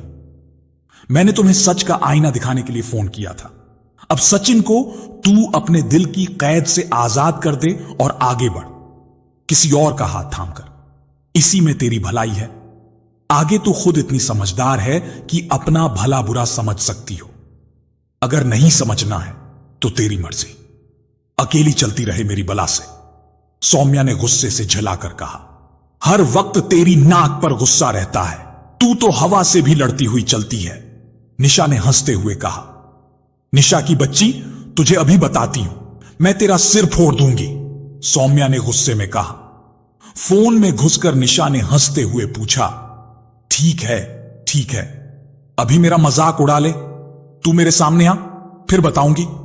सौम्या ने मायूसी से कहा। तेरे सामने हेलमेट पहनकर आऊंगी, निशा ने चिढ़ाते हुए कहा, फिर खिलखिलाकर हंस पड़ी। निशा को हंसता सुनकर सौम्या भी हंसने लगी। अच्छा, अब मैं फोन रखती हूं। सचिन की होने वाली पत्नी डॉक्टर प्रिया से मिलने के बाद तुम्हें फोन करूंगी। निशा ने कहा। Bye bye. इतना कहकर सौम्या ने फोन काट दिया। फोन रखने के बाद निशा सचिन, रश्मि और डॉक्टर प्रिया के बारे में ही सोचती रही। उसके मन में बार बार यही विचार आ रहा था, क्या सचिन जिस डॉक्टर से शादी करने वाला है वह निखिल की चचेरी बहन प्रिया ही है या वह कोई दूसरी लड़की है? मुझे इसका पता लगाना होगा। अगर वह लड़की निखिल की बहन है तो मुझे निखिल सर को सचिन की सच्चाई बतानी होगी, वरना एक मासूम निर्दोष लड़की का जीवन बर्बाद हो जाएगा। सचिन जैसे वासना के पुजारी कभी किसी से प्यार कर ही नहीं सकते। मुझे लगता है कि डॉक्टर प्रिया ने सचिन को शादी से पहले अपने शरीर को छूने की इजाजत नहीं दी होगी, इसलिए वह उससे शादी कर रहा है। दूसरा, डॉक्टर प्रिया अमीर खानदान से ताल्लुक रखती है, इसलिए भी सचिन उससे शादी करने को लालायित हो रहा है, वरना वह डॉक्टर प्रिया से कभी शादी ना करता। मेरे घर वालों के पास और रश्मि के घर वालों के पास पैसा नहीं था तो उसने हम दोनों से शादी नहीं की। मैं सचिन के बहकावे में नहीं आई, इसलिए वह मेरे शरीर से खेल नहीं सका, जबकि रश्मि का पूरा जीवन उसने बर्बाद कर दिया। रश्मि ने शादी से पहले ही अपने शरीर को सचिन के सुपुर्द कर दिया था। अब जब सचिन की पत्नी मर गई और रश्मि से उसका मन भर गया तो वह एक नई लड़की को अपने जाल में फंसाकर उसके शरीर और दौलत पर अपना अधिकार करना चाहता है। सौम्या ठीक कह रही है। मैं अब तक सचिन को मजबूर और शरीफ समझती थी, पर वह दोहरा चेहरा लिए फिर रहा था। अब जब मेरे सामने सचिन के चेहरे से मुखौटा उतर गया है तो मुझे दोबारा उस पर यकीन नहीं करना चाहिए। अगर उसने मजबूरी में शादी की होती तो वह अपनी पत्नी की मौत के बाद मुझसे शादी करता। किसी डॉक्टर प्रिया से शादी करने की ना सोचता। वह किसी से प्यार नहीं करता, वह सिर्फ खुद से, दौलत से और औरत के शरीर से प्यार करता है। ऐसे दरिंदे को समाज में खुला नहीं छोड़ना चाहिए, वरना वह किसी दूसरी मासूम निशा, रश्मि और प्रिया का जीवन बर्बाद करता रहेगा। मुझे उसकी असलियत सबके सामने लानी ही होगी। इसलिए मुझे निखिल सर, चेयरमैन साहब की नजरों में गिरना भी पड़ा, तो भी मुझे यह अपमान बर्दाश्त है। लेकिन अब किसी मासूम लड़की का जीवन मैं सचिन को बर्बाद नहीं करने दूंगी। निशा मन ही मन यह निश्चय कर चुकी थी। उसे सिर्फ चेयरमैन साहब और निखिल के लौटने का इंतजार था। उनके आते ही वह सचिन की सच्चाई उन्हें बता देगी। तभी निशा के मन से एक आवाज आई, क्या निखिल और चेयरमैन साहब तुम्हारी बातों पर विश्वास करेंगे? हो सकता है कि उन्हें तुम्हें ही गलत समझ बैठे। मन की बात सुनकर निशा के चेहरे पर दर्द भरी मुस्कुराहट फैल गई। उसने मन ही मन कहा, मैं निखिल सर को सच बताकर अपना फर्ज पूरा करूंगी। आगे प्रिया और उसके घर वालों की मर्जी जैसा चाहे करें, मेरी बला से। निशा ने मन ही मन सोचते हुए निर्णय लिया। निशा अपनी पढ़ने की मेज के पास जाकर कुर्सी पर बैठ गई। उसने अमृता प्रीतम की एक किताब उठाई और पढ़ने की कोशिश करने लगी। अमृता प्रीतम की एक रचना की कुछ पंक्तियों का भाव, जहां मन के जज्बात दबाए ना जाए, भगवत का स्वर सुनाई दे, वह घर मेरा होगा। पढ़कर निशा ने लंबी सांस ली। वह आगे पढ़ने की कोशिश करने लगी, पर निशा का मन पढ़ने में नहीं लग रहा था। उसने झल्लाकर किताब बंद की और कमरे से बाहर निकल आई। थोड़ी देर वह बरामदे में इधर उधर टहलती रही, फिर बाहर हॉस्टल के गार्डन की ओर चल पड़ी। यह बोर्डिंग स्कूल पहाड़ी इलाके में था। यहां का मौसम और प्राकृतिक सौंदर्य लोगों के आकर्षण का केंद्र था। आज का मौसम भी बहुत सुहाना था। आसमान पर बादल छाए हुए थे, ठंडी हवाएं चल रही थीं, बगीचों में भी तरह तरह के फूल खिले हुए थे। हर श्रृंगार के पेड़ के नीचे फूलों की सफेद चादर सी बिछी हुई थी। हर श्रृंगार के फूलों की महक बगीचे के वातावरण को सुगंधित कर रहा था। बाहर प्रगति का सौंदर्य देखकर निशा के मन का तूफान थोड़ी देर के लिए रुक गया। उसके चेहरे पर मुस्कान फैल गई। उसके चेहरे का तनाव गायब हो गया। मैडम, आप यहां अकेली क्या कर रही हैं? तभी पीहू की मासूम आवाज सुनकर निशा चौंक गई। उसने पीछे मुड़कर देखा तो वहां पीहू खड़ी हुई थी। पीहू को देखते ही निशा को सचिन का चेहरा याद आ गया। उसके चेहरे की मुस्कान फिर गायब हो गई, पर निशा ने स्वयं को तुरंत संभाल लिया और मुस्कुराते हुए पीहू से पूछा, आप यहां क्या करने आई हैं पीहू जी? मैडम, आपने कहा था कि आप मेरे पास आएंगी। मैं आपका इंतजार कर रही थी। जब आप आई नहीं तो मैं आपसे मिलने आपके कमरे में आ गई। वहां मुझे रामू काका ने बताया कि उन्होंने आपको गार्डन की ओर जाते देखा है, तो मैं आपसे मिलने यहां आ गई। पीहू ने मासूमियत से जवाब दिया। अच्छा, तो आप मेरी जासूसी कर रही थी? निशा ने पीहू को गुदगुदाते हुए कहा। गुदगुदी लगने से पीहू खिलखिलाकर हंसने लगी। उसकी मासूम हंसी से पूरा वातावरण ही गूंजायमान हो उठा। निशा बहुत देर तक पीहू से बातें करती रही। पीहू की बातें सुनकर निशा को इतना पता चल गया कि सचिन अपनी बेटी से प्यार नहीं करता और डॉक्टर प्रिया को वह पीहू के पास आने नहीं देता था। पीहू ने यह भी बताया कि एक बार डॉक्टर प्रिया ने सचिन से कहा भी था, मुझे समझ नहीं आ रहा है कि आपकी पत्नी की तबीयत में सुधार क्यों नहीं हो रहा, जबकि मैं जो दवाइयां दे रही हूं उससे उनकी तबीयत ठीक हो जानी चाहिए। पीहू की बात सुनकर निशा को सौम्या की बात याद आ गई कि सचिन अपनी पत्नी को स्लो पॉइजन दे रहा था जिससे वह मर जाए। इसका मतलब यह है कि डॉक्टर प्रिया की दवा इसलिए काम नहीं कर रही थी क्योंकि सचिन अपनी पत्नी को धीमा जहर दे रहा था। पीहू की बात सुनकर निशा का निर्णय और भी दृढ़ हो गया। उसने सोच लिया कि वह सचिन की सच्चाई निखिल को जरूर बताएगी। निशा काफी समय पीहू के साथ बगीचे में बैठी बातें करती रही। तभी वहां पुष्पा आ गई। उसने आश्चर्य व्यक्त करते हुए कहा, दीदी, आज आपको क्या हो गया है? आप तो हर काम समय पर करती हैं। आज दोपहर का 2:30 बज रहा है और आप खाने के लिए मेस में नहीं आई, तो मैं समझ गई कि आप आज परेशान हैं और आप यहां बगीचे में ही बैठी होंगी। देखिए, मेरा अनुमान सही निकला। अब चलिए खाना खाइए। यह दुनिया है, यहां मरना जीना लगा ही रहता है, पर किसी के मरने से जिंदगी नहीं रुकती। आप कब तक दुखी रहोगी? यहां सभी ने यह समाचार सुना, पर किसी को कोई फर्क नहीं पड़ा। एक आप हैं जो अभी तक शोक में डूबी हुई हैं। पुष्पा की बात सुनकर निशा धीरे से मुस्कुरा दी। वह पुष्पा को क्या बताती कि वह क्यों दुखी और परेशान है। अच्छा मेरी दादी अम्मा, मुझे तुम्हारी बात समझ में आ गई, चलो खाना खाते हैं। निशा ने बात को बदलकर मुस्कुराते हुए कहा। पुष्पा भी निशा की बात सुनकर मुस्कुरा दी।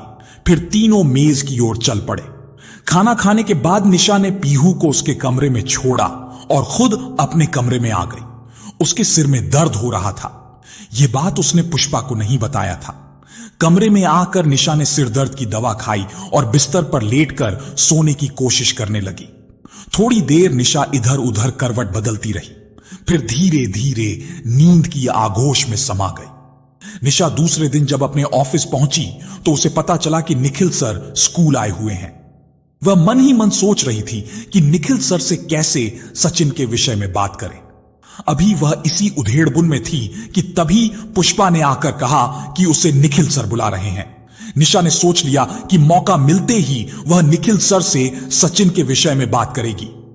I am come in sir. निशा ने निखिल के ऑफिस के दरवाजे पर पहुंचकर कहा, कम इन निशा जी।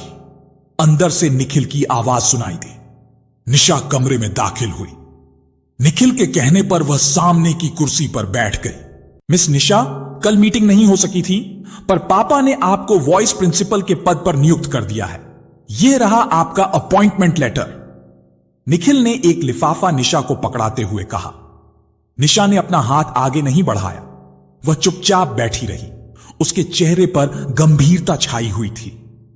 निशा को गंभीर देखकर निखिल ने गंभीर लहजे में पूछा, क्या बात है निशा जी?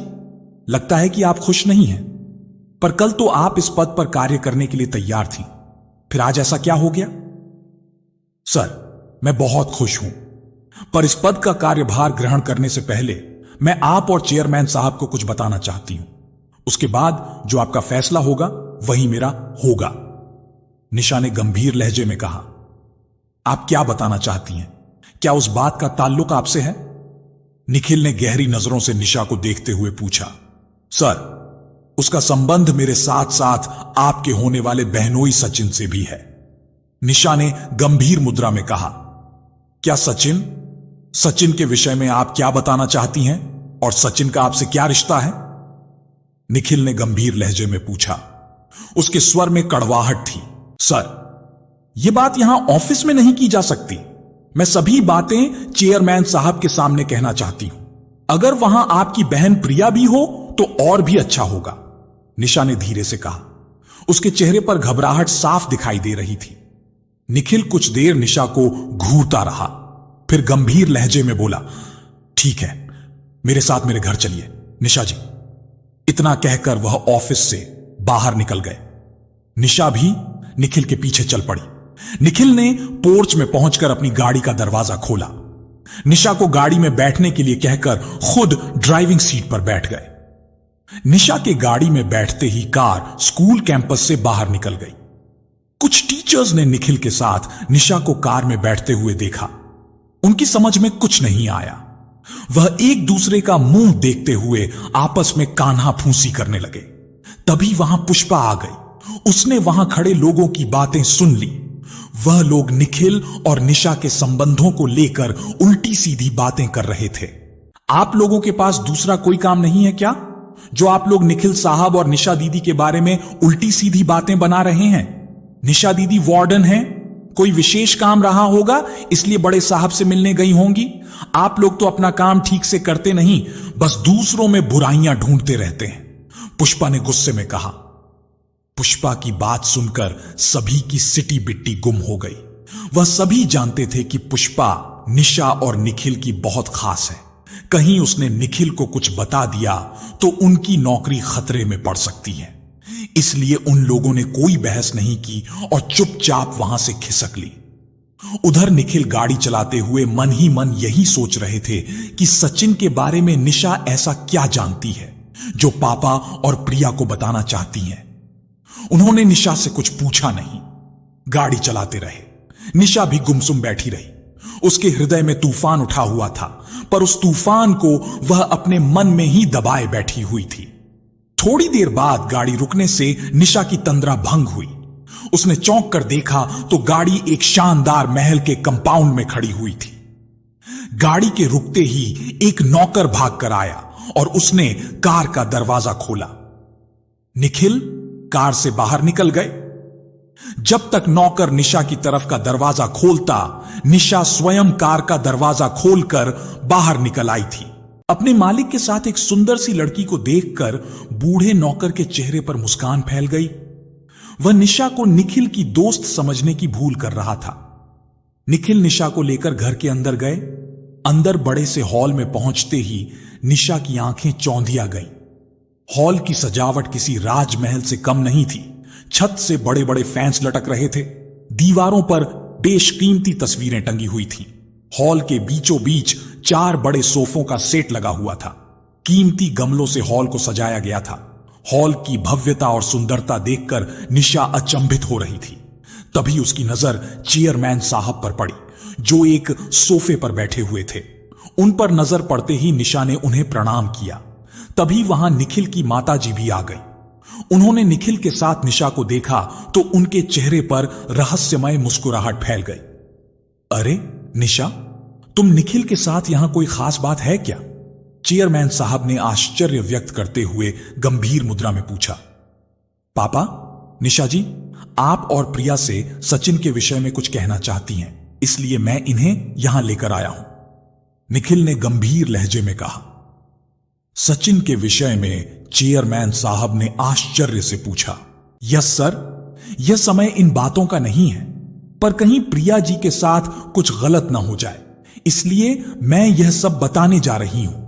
जब कल आपने कहा था कि प्रिया जी 10 दिन बाद सचिन से शादी करने वाली थी, अब शादी टल जाएगी, तो मैं सचिन का नाम सुनकर चौंक गई थी, क्योंकि जिस सचिन को मैं जानती हूं वह भी किसी डॉक्टर प्रिया से ही शादी करने वाला था। पर फिर मैंने सोचा, हो सकता है कि जिस सचिन से प्रिया जी शादी करने वाली है वह कोई और सचिन हो। जिस सचिन को मैं जानती हूं वह नहीं। लेकिन आप लोगों के जाने के बाद मेरी सहेली का फोन आया। उसने जो बातें बताई तो मेरा शक यकीन में बदल गया कि जिस सचिन को मैं जानती हूं उसे उसी से प्रिया जी शादी करने जा रही हैं। निशा ने गंभीर लहजे में कहा, आप जिस सचिन को जानती हैं, अगर मैं उस सचिन से शादी करने जा रही हूं तो इसमें आपको क्या आपत्ति है? निशा जी, तभी प्रिया ने कमरे में आते हुए व्यंग्यात्मक लहजे में पूछा।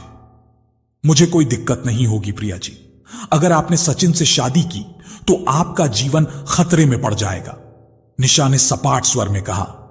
तुम सचिन के खिलाफ मुझे भड़काने की कोशिश क्यों कर रही हो? कहीं ऐसा तो नहीं कि तुम खुद सचिन से शादी करना चाहती हो? प्रिया ने व्यंग्यात्मक मुस्कुराहट के साथ कहा। प्रिया जी, आप मुझे गलत समझ रही हैं, मेरा ऐसा कोई इरादा नहीं है, निशा ने जल्दी से कहा। मैं तुम्हारे इरादे अच्छी तरह समझ रही हूं। तुम मुझे सचिन के खिलाफ भड़काकर अपना उल्लू सीधा करना चाहती हो। प्रिया ने गुस्से में कहा। नहीं प्रिया जी, आप मुझे गलत समझ रही हैं। मैं सचिन को अच्छी तरह जानती हूं। वह अपने चेहरे पर शराफत का मुखौटा लगाकर घूम रहा है। अपने शरीफ चेहरे के पीछे उसने अपना घिनौना चेहरा छुपा रखा है, जो आपको दिखाई नहीं दे रहा या आप देखना नहीं चाह रही हैं। निशा ने थोड़ा गुस्से में कहा, मैं देखना चाहती भी नहीं। सचिन मुझसे प्यार करता है। मैं सचिन को अच्छी तरह जानती हूं। वह मुझे कभी धोखा नहीं देगा। इसलिए तुम सचिन के खिलाफ मेरे मन में जहर भरना बंद करो, प्रिया ने चिढ़कर कहा।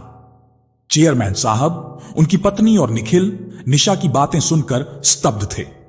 उनके मुंह से कोई आवाज नहीं निकल रही थी। आप सचिन को उतना ही जानती हैं जितना उसने खुद को जानने दिया है। सचिन की एक बेटी भी है जिसका नाम पीहू है। क्या आप उससे मिली हैं? निशा ने प्रिया से ही प्रश्न किया। हां, मैं यह जानती हूं कि सचिन की एक बेटी है, लेकिन पीहू मुझसे मिलना ही नहीं चाहती। वह अपने पापा के साथ किसी भी औरत को बर्दाश्त नहीं करती। अगर सचिन अपनी किसी महिला मित्र को घर लेकर जाता है तो पीहू को गुस्सा आ जाता है। वह गुस्से में आकर उस औरत को चोट भी पहुंचा सकती है। इसलिए सचिन मुझे पीहू से दूर रखता है, प्रिया ने आत्मविश्वास के साथ कहा। सचिन झूठ बोल रहा है।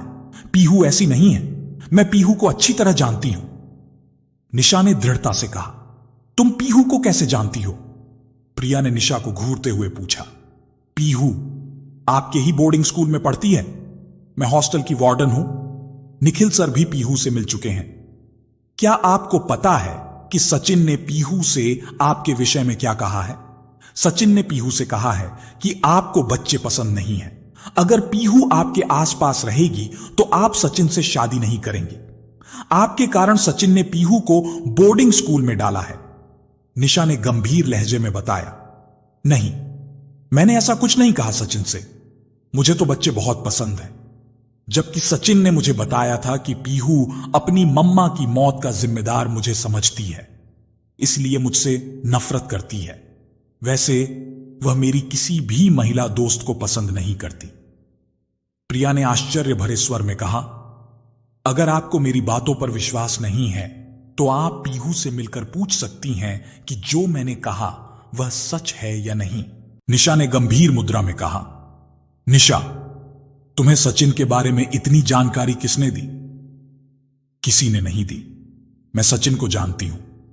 वह मेरे साथ कॉलेज में पढ़ता था और मुझसे प्यार करने का दावा भी करता था, पर मुझसे शादी करने को तैयार नहीं था क्योंकि मेरे पिता के पास पैसा नहीं था। मैं उसके स्टेटस की नहीं थी, इसीलिए वह मुझसे शादी तो नहीं कर सकता था, पर मेरे साथ लिविंग रिलेशनशिप में रहना चाहता। जब मैं इसके लिए तैयार नहीं हुई तो वह मुझे छोड़कर चला गया और एक अमीर खानदान की लड़की से शादी कर ली और रश्मि नाम की लड़की के साथ लिविंग रिलेशनशिप में रहने लगा। जब उसका मन अपनी पत्नी से भर गया तो उसने उसे धीमा जहर देना शुरू कर दिया। इसी कारण आपकी दवाई का असर सचिन की पत्नी पर नहीं हो रहा था। यह बात शायद आपने सचिन से कही भी थी कि आपकी दवाई से उनकी पत्नी की सेहत में सुधार होना चाहिए, पर हो नहीं रहा। ऐसा क्यों है? आप समझ नहीं पा रही हैं। अब तो आपको समझ में आ जाना चाहिए कि आपकी दवाई का असर क्यों नहीं हो रहा था। निशा ने प्रिया को गहरी नजरों से देखते हुए कहा। ओह माय गॉड, तो क्या सचिन अपनी पत्नी को जहर दे रहा था? प्रिया ने आश्चर्य से पूछा। उसके चेहरे पर अविश्वास के भाव दिखाई दे रहे थे। हां, इस बात का कोई परिणाम मेरे पास नहीं है, पर मैं दावे के साथ कह सकती हूं कि सचिन ने ऐसा किया होगा, वरना वह अपनी पत्नी की मौत के 2 महीने बाद ही आपसे शादी करने की ना सोचता। जब वह हॉस्टल आया और मैंने उससे कहा कि तुम्हारी बेटी अभी छोटी है, जल्दी उसने अपनी मां को खोया है, अब तुम भी उसे अपने से दूर कर रहे हो। लोग क्या कहेंगे? अभी तुम्हारी पत्नी को मरे हुए 2 महीने हुए हैं। जानती है प्रिया जी, उसने मुझे क्या जवाब दिया था? उसने कहा था कि मेरी बेटी ने अपनी मां को 2 महीने पहले खोया है, पर मैंने अपनी पत्नी को 5 साल पहले ही खो दिया है। मेरी भी शारीरिक इच्छाएं हैं। मैं 5 साल से औरत से दूर रहा हूं, इसलिए शादी करने जा रहा हूं। तब मुझे यह बात नहीं पता थी कि वह रश्मि के साथ रिलेशनशिप में है और शराफत का ढोंग कर रहा है, वरना मैं उसी समय उसके चेहरे से शराफत का मुखौटा उखाड़ फेंकती। आपको शायद यह बात पता नहीं है, रश्मि सचिन को कोर्ट में घसीटने की तैयारी कर रही है। मेरी सहेली सौम्या भी सचिन के खिलाफ कोर्ट में गवाही देगी और अगर जरूरत पड़ी तो मैं भी यह गवाह के रूप में कोर्ट जाऊंगी। प्रिया जी, मैंने अपने अतीत का काला पन्ना आप लोगों के सामने इसलिए खोला क्योंकि मैं नहीं चाहती कि आपका जीवन भी सचिन बर्बाद कर दे। वह आपकी दौलत हथियाने के लिए आपसे प्यार का नाटक कर रहा है। शादी होने के बाद वह अपना असली रंग दिखाएगा। मैं नहीं चाहती कि पीहू की मां रश्मि और मेरी तरह सचिन आपका जीवन भी बर्बाद करे। चेयरमैन साहब और निखिल सर का बहुत एहसान है मेरे ऊपर, इसलिए मैं नहीं चाहती कि उनकी बेटी, उनकी बहन का जीवन सचिन के हाथों बर्बाद हो। आगे आप लोगों की मर्जी, जैसा चाहे वैसा करें। चेयरमैन साहब, आप मुझे वाइस प्रिंसिपल बनाना चाहते थे, क्या अब भी आप मुझे इस योग्य समझते हैं? निशा ने दर्द भरी आवाज में कहा। निशा की बात सुनकर कमरे में सन्नाटा छा गया। निशा कुछ देर बैठी रही, फिर उठते हुए बोली, सर मैं चलती हूं। अगर मेरे कारण आप लोगों का दिल दुखा हो तो उसके लिए मैं माफी चाहती हूं। इतना कहकर निशा हॉल से बाहर जाने लगी। तुम कहां जा रही हो? निशा, अभी हमने तुम्हें जाने की इजाजत नहीं दी है। चेयरमैन साहब ने कठोर शब्दों में कहा। निशा के पांव वहीं रुक गए। यहां आओ, चेयरमैन साहब ने गंभीर मुद्रा में कहा। निशा चेयरमैन साहब के पास आकर सिर झुकाकर खड़ी हो गई। तुमने सचिन की असलियत बताकर हमारी बेटी का जीवन बर्बाद होने से बचा लिया, इसके लिए हम तुम्हारी आभारी हैं। चेयरमैन साहब ने मुस्कुराते हुए कहा। धन्यवाद सर, आपने मेरी बात को समझा, वरना मैं तो बहुत डरी हुई थी। कहीं आप मुझसे नाराज होकर मुझे नौकरी से ना निकाल दें। निशा ने धीरे से कहा। मैं तुम्हें नौकरी से निकाल रहा हूं, चेयरमैन साहब ने रहस्यमयी मुस्कुराहट के साथ कहा। क्या सर, मैंने जो भी सचिन के बारे में कहा है वह सच है। मेरा विश्वास कीजिए, आप मुझे नौकरी से ना निकालिए। मैं कहां जाऊंगी? निशा ने भराई हुई आवाज में कहा। चेयरमैन साहब ने निशा की बात पर कोई ध्यान नहीं दिया और प्रिया की तरफ मुखातिब होकर बोले। प्रिया, अब तुम मेरी बात ध्यान से सुनो। तुम्हारी मां की 13वीं के बाद मैं तुम्हारी शादी अपने दोस्त के बेटे से करने जा रहा हूं। कपिल तुमसे शादी करना चाहता था, पर जब मुझे पता चला कि तुम सचिन से प्यार करती हो तो मैंने कपिल के पिता को मना कर दिया। पर जब सचिन की असलियत हमारे सामने आ गई तो अब सचिन से तुम्हारी शादी नहीं हो सकती, चेयरमैन साहब ने प्रिया से कहा। फिर वह निशा की ओर मुखातिब होकर बोले। तुम क्या कह रही थी कि मैं तुम्हें नौकरी से ना निकालूं? यस सर, निशा ने दुखी मन से कहा। हमारे घर की बहुएं नौकरी नहीं करती, तुम कैसे करोगी? चेयरमैन साहब ने मुस्कुराते हुए कहा। जी, मैं कुछ समझी नहीं। निशा ने चौंक कर हकलाते हुए पूछा। अरे, सीधी सी बात तुम्हें समझ नहीं आई? मैं तुम्हें अपनी बहू बनाना चाहता हूं। चेयरमैन साहब ने निखिल की ओर देखकर हंसते हुए कहा। निखिल ने शर्माकर अपना चेहरा झुका लिया। उसके चेहरे पर मंद मंद मुस्कुराहट फैली हुई थी। निशा को जब चेयरमैन साहब की बात समझ आई तो उसका चेहरा शर्म से लाल हो गया और आंखों में खुशी के आंसू झलक आए। निशा के आंसू देखकर निखिल की मां ने उसे अपने सीने से लगा लिया। निशा उनसे लिपटकर फूट फूट कर रो पड़ी। उसे आज फिर मां के आंचल की छांव मिल गई थी। इस खुशी में उसकी आंखें गंगा जमुना बन खुशी का इजहार कर रही थीं। प्यारे साथियों, इस कहानी से हमें यह स्पष्ट संदेश मिलता है कि सच्चाई और ईमानदारी की ताकत सबसे बड़ी होती है। चाहे जीवन में कितनी भी कठिनाइयां आए, चाहे सामने कितने भी छल, धोखे या स्वार्थी लोग हों, यदि हम सत्य के मार्ग पर अडिग रहें और न्याय के लिए खड़े रहें तो अंततः सत्य की जीत ही होती है। सचिन जैसे द्वैध व्यक्तित्व और लालच से प्रेरित लोग केवल अपने और दूसरों के जीवन में दुख और विनाश ही लाते हैं, जबकि सच्चाई और न्याय ही इंसान को स्थायी सम्मान और शांति प्रदान करते हैं। हमें यह भी सीख मिलती है कि मासूमों और निर्दोषों की रक्षा करना हमारा नैतिक कर्तव्य है। किसी भी परिस्थिति में उनके अधिकारों और सम्मान की रक्षा करना ही हमारी जिम्मेदारी है।